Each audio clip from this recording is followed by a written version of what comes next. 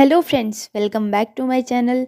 स्वागत है आप सभी का मेरे चैनल पे जिसका नाम है मैनिफेस्टेशन इज़ रियल। हम यहाँ पे बात करते हैं लॉ ऑफ अजम्पशन की और कैसे हम इस लॉ को यूज़ करके अपनी सारी डिज़ायर्स को इजीली मैनिफेस्ट कर सकते हैं। तो आज मैं वापस से आपके लिए एक सक्सेस स्टोरी लेके आई हूँ और मैं बहुत ही ज़्यादा खुश हूँ कि मेरे पास बहुत सारी सक्सेस स्टोरीज़ आ रही हैं। और आज की जो सक्सेस स्टोरी है ना, ये बहुत ही ज़्यादा माइंड ब्लोइंग है। और मेरे पास ऐसे बहुत सारे क्लाइंट्स आते हैं और वो ऐसे पूछते हैं कि मैम क्या ये चीज़ पॉसिबल है। तो येस, एवरीथिंग इज़ पॉसिबल, मेरा पहला जवाब यही होता है। तो शुरू करते हैं आज की सक्सेस स्टोरी। ये सक्सेस स्टोरी मेरी क्लाइंट की है, चलो, जिनका हम इमेजिनरी नाम रख देते हैं दिव्या। ठीक है, तो ये दिव्या है और ये मुझे मिली थी नवंबर फर्स्ट वीक में और इन्होंने मुझसे 2 मंथ का सपोर्ट लिया था क्योंकि इनकी जो सिचुएशन थी इनके हिसाब से बहुत ही ज़्यादा ड्रास्टिक थी और इनको कोई होप नहीं थी। बट हाँ, ये मेरे पास आई थी कि एक एज अ ट्रायल कि ये चीज़ क्या पॉसिबल है।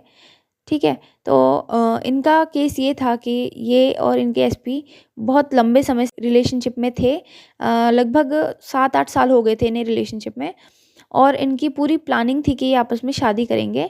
बट इनका वही जो हमारा हमेशा एक मुद्दा रहता है कास्ट का, ये मुद्दा था। बट इन्होंने ये सोचा था कि ये मतलब कर लेंगे शादी क्योंकि इनकी साइड से तो कंप्लीट कमिटमेंट था और इनके एसपी की साइड से भी कंप्लीट कमिटमेंट था। तो इनका यही था कि हम अपने घर वालों को मनाएंगे और कैसे भी करके हम शादी करेंगे क्योंकि रिलेशनशिप बहुत ही अच्छा था इनका।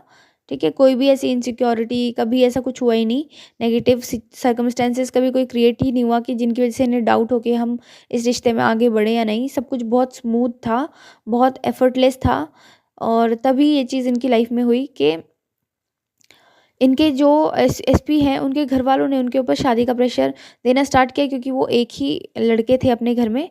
तो होता ही है, जब एक बच्चा होता है घर पे तो सारा प्रेशर उसी के सर पे होता है।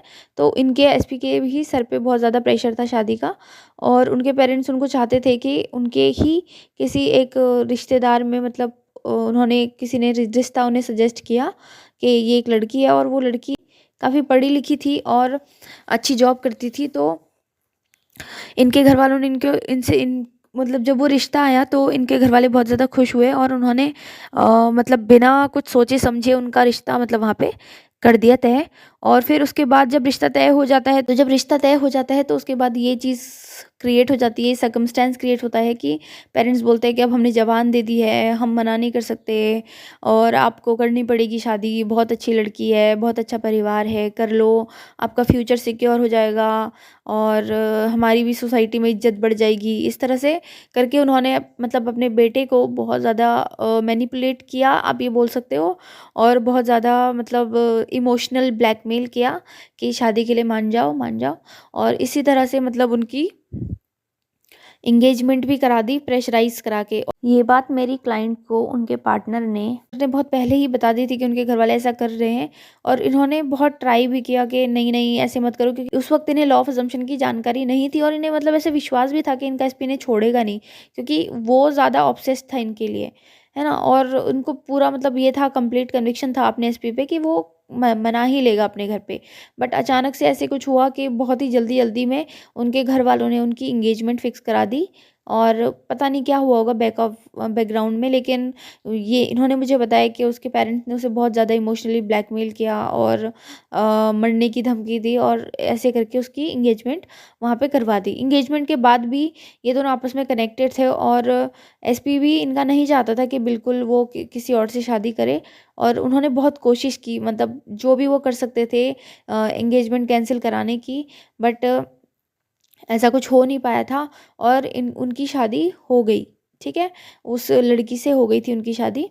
उसके बाद ये बिल्कुल शैटर हो गई थी और बहुत परेशान थी, बहुत दुखी थी। मतलब अंदर से आप समझ सकते हो कि किसी इंसान के साथ अगर ऐसे हो जाए कि वो किसी के साथ 7-8 साल से है रिलेशनशिप में और अचानक से वो किसी और से शादी कर ले तो कैसे होता है। मतलब ऐसा नहीं था कि इनका एसपी खुश था, इनका एसपी भी बहुत ज़्यादा डिप्रेशन में था और ये भी, इनकी भी हालत बहुत ज़्यादा ख़राब थी। और हाँ, ये दोनों कनेक्टेड थे तब भी और ये दोनों चाहते थे कि कुछ तो ऐसे चमत्कार हो कि शादी टूट जाए और वापस से मतलब दोनों मिल जाएं। देखो, और मेरे पास ना बहुत सारे ऐसे क्लाइंट्स भी आते हैं और वो पूछते हैं कि मैम हमारे एसपी की एंगेजमेंट हो गई है, हमारे एसपी की शादी हो गई है, तो क्या हमें उसे मैनिफेस्ट करना चाहिए? तो मेरा जवाब ये होता है मोस्ट ऑफ़ द टाइम कि अगर हाँ, आपके एसपी भी आपसे सेम मतलब उसी लेवल का प्यार करते हैं और वो खुश नहीं है अपनी शादी में और वो सामने वाले इंसान को भी खुश नहीं रख पा रहे हैं, तो ऐसे केस में आपको मैनिफेस्टेशन का यूज़ करना ही चाहिए, अपनी रिलेशनशिप को ठीक करने के लिए, ताकि मतलब जो भी 3 लोग इन्वॉल्व हैं उस चीज़ में वो खुश रह सकें अपनी-अपनी लाइफ़ में, ठीक है? तो अगर सामने वाला इंसान भी आपसे प्यार करता है और आपको इस बात का पूरा विश्वास है कि हाँ, वो मुझसे प्यार करता है, बट उसने मजबूरी में ये स्टेप लिया है, तब आप उसे मैनिफेस्ट करो। तो ठीक है, उस वक़्त इन्हें लॉ ऑफ असम्पशन की जानकारी नहीं थी और इन्होंने कंप्लीट अपना 6 महीने इसी चीज़ में वेस्ट कर दिए, रोने-धोने में, डिप्रेशन में, और साथ में इनके एसपी ने भी। इनका सेम सिचुएशन थी, दोनों मिलते थे और बहुत रोते थे, बहुत दुखी होते थे कि दोनों की लाइफ़ में ऐसा अनएक्सपेक्टेड मोमेंट आ गया था इस वज़ह से। तो फिर ऐसे ही एक दिन ये सर्च कर रही थी कि अभी मुझे इस चीज़ से बाहर निकलना होगा, क्योंकि अब तो मतलब शादी हो गई, अब तो कुछ भी नहीं हो सकता। तो इसी तरह से इन्होंने मुझे बताया कि इन्होंने यूट्यूब में सर्च किया कि मैं how to forget your ex ऐसे करके कुछ ऐसे सर्च किया था, और तभी इनको वो वीडियो स्क्रॉल करते-करते ही लॉ ऑफ अट्रैक्शन के बारे में इन्हें नॉलेज हुई।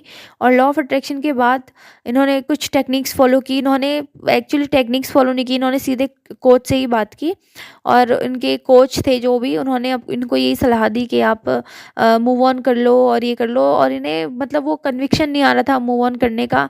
हालाँकि ये चाहती तो थी और इनको ये भी लगता था कि मुझे मूव ऑन कर लेना चाहिए, बट वो अंदर से जो होता है ना, कुछ रोक रहा होता है बार-बार, तो वो चीज़ हो रही थी इनके साथ, नहीं कर पा रही थी मूव ऑन। फिर उसके बाद इन्होंने ऐसे ही मतलब लॉ ऑफ अट्रैक्शन की कुछ और टेक्निक्स भी खुद से फॉलो करने की कोशिश की, क्योंकि इन्हें लग रहा था कि अगर ये किसी कोच से हेल्प लेंगी तो वो उन्हें जज ही करेगा और डिमोटिवेट ही करेगा। तो इन्होंने सिर्फ लॉ ऑफ अट्रैक्शन की कुछ टेक्निक्स फॉलो करना स्टार्ट किया, जैसे कि 555 है, 369 है, ऐसे लिखना वगैरह, स्क्रिप्टिंग वगैरह स्टार्ट कर दी, और इन्होंने अपने एसपी को भी बताया, और एसपी भी विलिंग था कि हाँ, वो ऐसा कुछ करें। फिर उसके बाद इसी जर्नी में इन्हें लॉ ऑफ अजम्पशन के बारे में पता चला, और लॉ ऑफ अजम्पशन के बारे में जान के इन्होंने उसकी भी बहुत सारी टेक्निक्स को फॉलो किया, बट ये शायद किसी से रेजोनेट नहीं कर पा रही थी। और एक बार इन्होंने किसी से अपॉइंटमेंट लेने की कोशिश भी की, बट जो इनिशियल इंटरेक्शन होता है वो अच्छा नहीं हुआ, तो इन्होंने वो चीज़ नहीं की। फिर उसके बाद इन्होंने मेरी वीडियोस देखी, और वीडियोस के थ्रू इन्होंने मुझसे कांटेक्ट किया, और इन्होंने और इनके एसपी ने, दोनों ने मुझसे बात की थी। मतलब ऐसे मेरे पास बहुत सारे कपल्स आते हैं जो साथ में मुझसे कंसल्टेशन लेते हैं, तो ये भी उनमें से एक हैं। इन्होंने भी मुझसे साथ में कंसल्टेशन लिया था, इनके एसपी ने और इन्होंने। तो दोनों की मतलब बातें सुन के और बातें समझ के मैंने इनके लिए जो भी प्लान था वो डिसाइड किया, और जो भी इनको रूटीन था वो बताया, और अफर्मेशंस डिज़ाइन किए थे। इनके लिए मैंने एक सब्लिमिनल भी बनाया था, दोनों के लिए अलग-अलग बना था वो, और उस सब्लिमिनल में वही सारी चीज़ें थी कि हाँ, they are now happily married, और everything is very smooth and happy between them, ये सारी चीज़ें उसमें थी। तो इन्हें मतलब अभी देखो 2 महीने का टाइम लगा है, और 2 महीने में ही बहुत सारी चेंजेस आ गए हैं, और चेंजेस ये हैं कि जो इनके एसपी हैं, उनकी जो वाइफ़ है, वो खुद ही बोल रही है कि उनको इस रिश्ते में नहीं रहना है। मतलब उन्हें अच्छा फ़ील नहीं होता, उन्हें वो जो जिस तरह से वो शादी एक्सपेक्ट कर रही थी, वो इस तरह की शादी नहीं है, और इन्होंने उससे कुछ भी नहीं बोला। मतलब आज तक ये जो मतलब एसपी हैं इनके, इनकी और वो जो उनकी थर्ड पार्टी है, उनके बीच में कभी ऐसी कोई मतलब बहस नहीं हुई। बट हाँ, शायद उनका आपस में तालमेल ही नहीं बैठ रहा था। क्यों वो कैसे बैठेगा, क्योंकि वो तो उनसे प्यार करते हैं ना। तो ऐसे उनका कभी एक दूसरे के साथ तालमेल नहीं बैठा, तो वो जो थर्ड पार्टी है, उन्होंने खुद ही मतलब उनके एसपी को आके बोल दिया कि मुझे इस शादी में नहीं रहना है, और मैं डिवोर्स लेना चाहती हूँ, क्योंकि मैं खुश नहीं हूँ, और मुझे लगता है कि आप भी खुश नहीं हो, तो इससे अच्छा ये होगा कि हम दोनों अलग हो जाएं। तो ये है कंप्लीट स्टोरी। और हालांकि अभी उनके डिवोर्स की प्रोसेस स्टार्ट हो चुकी है, बट फिर भी अभी मैं उन्हें यही सजेस्ट करूँगी कि आप इस प्रोसेस को कंटिन्यू करो, मतलब ये मैनिफेस्टेशन को कंटिन्यू करो, अफर्मेशंस कंटिन्यू करो, और जो भी चीज़ें मैंने आपको करने के लिए बोली हैं वो कंटिन्यू करते रहना चाहिए आपको। क्योंकि कई बार ऐसे होता है कि हम लोग सोचते हैं कि एक्सपेक्ट कर लेते हैं कि ठीक है अब तो हो ही गया, कुछ भी हमें साइन दिखते हैं तो उसके बाद हम सिर्फ ये एज्यूम कर लेते हैं कि चलो हो गया डन। ठीक है, हो गया डन, अच्छा अजम्पशन है, बट उसके बाद अपने दिमाग को ऑटो पायलट मोड पे छोड़ देना अच्छी बात नहीं है ना। तो उसके लिए आपको थोड़ा सा अपने आप को डिसिप्लिन करना ही पड़ेगा। जब तक वो चीज़ कंप्लीटली आपकी 3D में ना आ जाए, तब तक आपको लॉ ऑफ अजम्पशन या फिर जो भी आप टेक्निक यूज़ कर रहे हो उसको अप्लाई करते रहना है।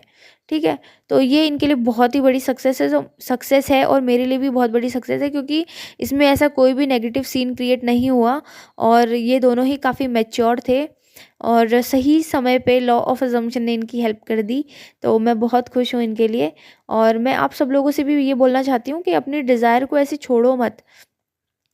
अगर आपके अंदर कोई डिज़ायर है तो उसका पहला मीनिंग यही है कि वो डिज़र्व करती है आपकी लाइफ में आना, और आप भी डिज़र्व करते हो उसको अपनी लाइफ में पाना। ठीक है, तो बहुत सारे लोग मुझे बोलते हैं कि मैम ये मेरा केस है, क्या ये पॉसिबल है? पहला सवाल ही होता है। तो येस इट इज़ पॉसिबल। और दूसरी चीज़ ये होती है कि मैम मैं क्या कर पाऊँगी? मेरे पास ऐसे कुछ क्लाइंट्स हैं जो मुझे बार बार ये पूछते हैं कि मैम जो मैं कर रही हूँ क्या वो काफ़ी है? इससे हो जाएगा ना? कुछ और तो करने की ज़रूरत नहीं है ना? तो इस सवाल का जवाब ये है कि नहीं, आपको कुछ भी करने की ज़रूरत नहीं है। जितना आपको बताया गया है वो सफिशिएंट है। बस आपको उसको कंसिस्टेंसी के साथ यूज़ करना है, कन्विक्शन के साथ उसे यूज़ करना है। फिर एक और सवाल आता है कि मैम ये अफर्मेशन अच्छा है क्या? ये अफर्मेशन पावरफुल है क्या? प्लीज़ आप मुझे कोई पावरफुल अफर्मेशन दो जो वर्क करे। देखो, मैं आपसे ये बोलना चाहती हूँ कि सारे अफर्मेशन पावरफुल ही होते हैं।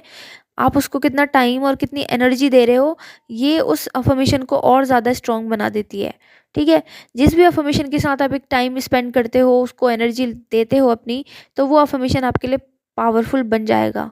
और इसके अलावा तीसरा जो सबसे बड़ा सवाल मेरे पास आता है कि मैम क्या ये पॉसिबल है? ये हो पाएगा? हाँ, बिल्कुल हो पाएगा। मैंने वीडियो के स्टार्टिंग में भी बोला कि ये पॉसिबल है, इसीलिए ये डिज़ायर आपके सामने आई है और इसीलिए लॉ ऑफ अजम्पशन आपके सामने आया है, ये बताने के लिए कि आपकी डिज़ायर वैलिड है और ये पॉसिबल है। ठीक है, तो आप विश्वास रखो, आप कुछ भी गलत नहीं कर रहे हो। आपके अंदर ये डिज़ायर आई है तो इसका मतलब यही है कि आप डिज़र्व करते हो इसे। ठीक है, ये बात मैं थर्ड बार बोल रही हूँ, बट इसलिए बोल रही हूँ ताकि आपको ये विश्वास हो कि जो आप कर रहे हो वो बिल्कुल सही है।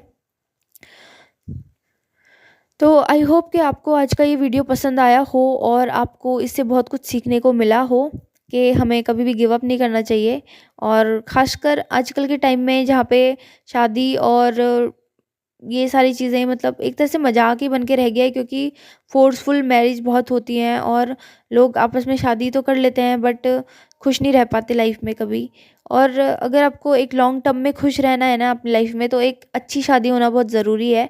वो आपकी मेंटल पीस के लिए बहुत ज़्यादा ज़रूरी है। अदरवाइज़ मैंने कई बार ये देखा है, जिनके पेरेंट्स आपस में जिनकी अच्छी नहीं बनती ना, उनके बच्चों की लाइफ बहुत ख़राब हो जाती है और वो भी अलग अलग ट्रॉमा से गुजरते हैं। क्योंकि मेरे पास क्लाइंट्स आते हैं तो वो मुझे ये बोलते हैं कि मैम हमारे पेरेंट्स का रिलेशनशिप अच्छा नहीं था और इसी वजह से हमारी लाइफ मतलब इसी वजह से हमेशा हमारे अंदर ये ट्रॉमा रहा है कि शादी वर्क करेगी या नहीं करेगी, शादी को लेके एक डर। और वैसे भी ओवरऑल उनकी लाइफ में मतलब एक ट्रॉमा रहता ही है। अगर पेरेंट्स के बीच में प्यार ना होना तो बच्चों की लाइफ स्पॉइल हो जाती है मैक्सिमम केसेस में। तो इसीलिए मैं आपको बोलना चाहती हूँ कि आप भी एक अपनी लाइफ में एक अच्छा लाइफ पार्टनर चुनिए और उसे पाने के लिए अगर आपको थोड़ी मेहनत करनी पड़ती है तो आप करिए और अपनी रिलेशनशिप को स्ट्रॉन्ग बनाइए और साथ में अपने आने वाली जनरेशन का फ्यूचर भी बहुत हैप्पी हैप्पी बनाइए, ताकि उनकी लाइफ में एटलीस्ट ये कोई ट्रॉमा ना हो शादी को लेकर, या फिर वैसे ओवरऑल उनकी लाइफ में आपसे कोई ट्रॉमा ना जाए। ठीक है, तो आई होप कि ये जो वीडियो है आपको एक अच्छा मैसेज देगी और आप लोगों की लाइफ में कुछ तो अच्छी पॉजिटिविटी लेके आएगी। और thank you so much for watching. Happy manifesting. I love you all. Bye bye.